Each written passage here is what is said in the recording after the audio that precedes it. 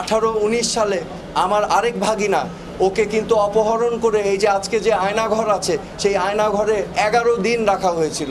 আমি কিন্তু সে সময় প্রতিবাদ করেছিলাম গুম খুন হত্যার বিরুদ্ধে। আমাকে বেশ কিছুদিন ধরে বিভিন্ন মহল থেকে হুমকি দেওয়া হচ্ছে, আমার প্রাণের উপর হুমকি এসেছে। এবং গতকাল রাতে আমি যখন আমার কাজ শেষ করে, আপনারা জানেন যে আমি একজন কর্মঠ মানুষ, আমার কাজ করতে হয় প্রতিদিন। আমি কাজ থেকে যখন রাতে ফেরত যাচ্ছিলাম আমার ডিওএইচএসের বাসায়, আমাকে একটি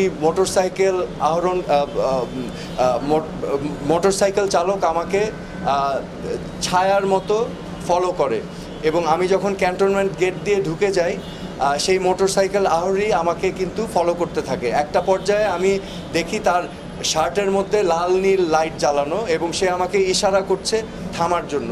তো আমি বুঝতে পারছিলাম না যে এটা কে, কারণ সাধারণত ক্যান্টনমেন্টের ভিতরে তো এমপিরা থামায়। তো আমি থামিয়েছি কারণ তার লাল নীল লাইট দেখেছিলাম। থামাবার পর তাকে আমি অনেকবার জিজ্ঞেস করলাম যে আপনি কে, আপনার পরিচয় কি, আমাকে কেন থামতে বলছেন। উনি বারবার আমাকে বলছেন যে আমাদের লোক আসবে, আপনার থামতে হবে। তো আমি আবারও বললাম যে কেন, আপনার পরিচয় কি এবং কারা আসবে। তো এক পর্যায়ে আমি তাদের জিজ্ঞেস করলাম আপনি কি আমাকে চিনতে পেরেছেন। তো উনি বলল হ্যাঁ আপনাকে চিনতে পেরেছি, আপনি সোহেল তাজ। তখন আমি আরও পাজলড হয়ে গেলাম যে সে তো আমাকে চেনে। তো আবার জিজ্ঞেস করতে থাকলাম, এরকম অনেকবার জিজ্ঞেস করার পর আমি গাড়ি সাইড করে রেখেছি। তাকে ফোনে বলতে শুনলাম যে হ্যাঁ উনি জাহাঙ্গীর গেট দিয়ে ঢুকে গিয়েছে, আপনারা এখানে এই লোকেশনে আসেন। না জাহাঙ্গীর গেট দিয়ে ঢুকে গেছেন, উনি ক্যান্টনমেন্টে ঢুকেছেন। তো এরকম কয়েকবার বলার পর আমি তাকে আবার বারংবার জিজ্ঞেস করলাম পরিচয় কি, কেন আমাকে থামিয়েছেন। সে কোনো সদুত্তর দিল না। কিছুক্ষণ পর আবার সে ফোনে কথা বলে তারপর আস্তে করে মোটরসাইকেল নিয়ে আমাকে বললে আপনি চলে যেতে পারেন বলে উনি চলে গেল। সো আমার কাছে যেটা প্রতীয়মান হয়েছে বা আমি যেটা উপলব্ধি করতে পেরেছি, সে যেই ব্যক্তির সাথে কথা বলছিল তারা অন্য স্থানে অবস্থান নিয়েছিল। তো তারা ভেবেছিল আমি হয়তো মহাখালী দিয়ে যাব, এবং আমি যেহেতু ক্যান্টনমেন্ট দিয়ে এসেছি সে বারবার বলার চেষ্টা করছিল যে আমি ক্যান্টনমেন্ট জাহাঙ্গীর গেট দিয়ে ঢুকেছি। সো এটা আমি মনে করছি, আমার অনুমান যে এখানে একটা দুরভিসন্ধি ছিল, এখানে একটা দুর্ঘটনা বা অঘটন ঘটাবার পরিকল্পনা ছিল।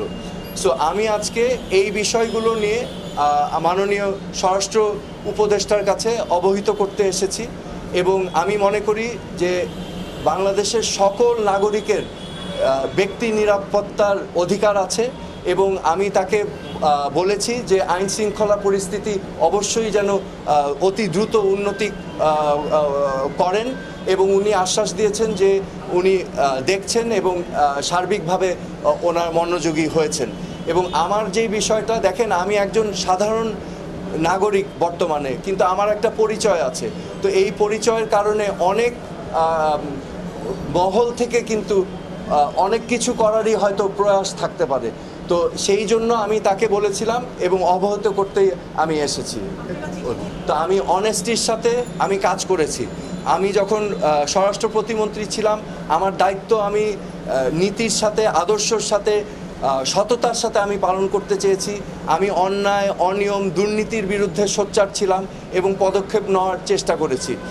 পরবর্তীতে আমি পদত্যাগ করার পরেও সময় সময় কিন্তু আমার উপরে নানাভাবে নানা কিছু করা হয়েছিল। 2013 সালে আমার এক ভাগিনা রাকিবকে পুলিশ নিয়ে নির্যাতন করেছিল, সেটা নিয়েও মামলা হয়েছিল। পরবর্তীতে 2018-19 সালে আমার আরেক ভাগিনা ওকে কিন্তু অপহরণ করে এই যে আজকে যে আয়নাঘর আছে সেই আয়নাঘরে 11 দিন রাখা হয়েছিল।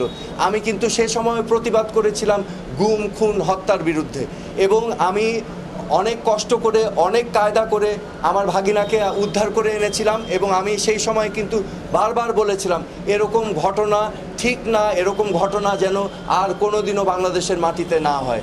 তো আমি সবসময় প্রতিবাদ করে এসেছি আমার অবস্থান থেকে। আমি তো একজন সাধারণ নাগরিক, আমারও তো নিরাপত্তার একটা বিষয় থেকে যায়, তাই না?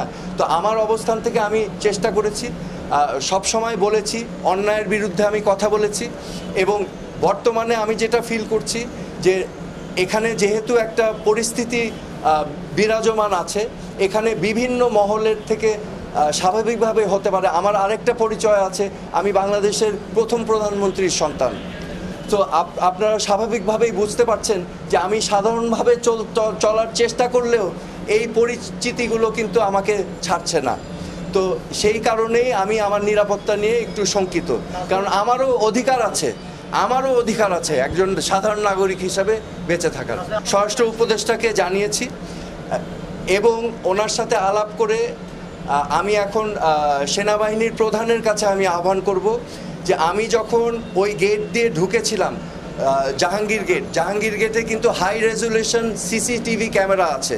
তো আমাকে যেই মোটরসাইকেল ফলো করেছিল, আমার বিশ্বাস সেই মোটরসাইকেলের লাইসেন্স প্লেট বের করে তার পরিচয় নির্ধারণ করা সম্ভব, সেনাপ্রধান যদি চান। হ্যাঁ, আমি টাইমটাও বলে দিচ্ছি, আমি জাহাঙ্গীর গেট প্রবেশ করেছি 10:50 বা 51 থেকে 10:55 বা 56-র মধ্যে গতকাল রাতে। আমি সেনাপ্রধানের কাছেও জানতে চাবো এটা যেন উনিও তদন্ত করেন, কারণ আপনারা জানেন যে এখানে ঢাকা মহানগরের পুলিশ কমিশনারও ছিলেন, এখন ওনাদের এখতিয়ার নেই ক্যান্টনমেন্টের ভিতরে। সো আমি সেনাপ্রধানের কাছেও আহ্বান জানাচ্ছি এটা তদন্ত করার জন্য। আমি মনে করি যে কোনো রাজনৈতিক দলের উপরেই প্রতিহিংসা বা নিপীড়ন করা সঠিক না, সেটা যেই দলই হোক। হ্যাঁ, সো এখানে অনেক নিরীহ নেতাকর্মীরা আছেন, তাদের উপরে অত্যাচার নির্যাতনের আমি নিন্দা জানাচ্ছি। পাশাপাশি আমি আওয়ামী লীগকে বলবো এবং সকল রাজনৈতিক দলকে বলবো, একটু আত্মসমালোচনা এবং উপলব্ধি করে অনুশোচনাটা খুবই প্রয়োজন ভবিষ্যতে এগিয়ে যাওয়ার জন্য। আমার কথা স্পষ্ট, আমি বারবার বলেছি আমার রাজনীতিতে আসার কোনোই আগ্রহ নাই। এই পচা, নোংরা, নষ্ট রাজনৈতিক কালচারে আমি আসার ইচ্ছুক না।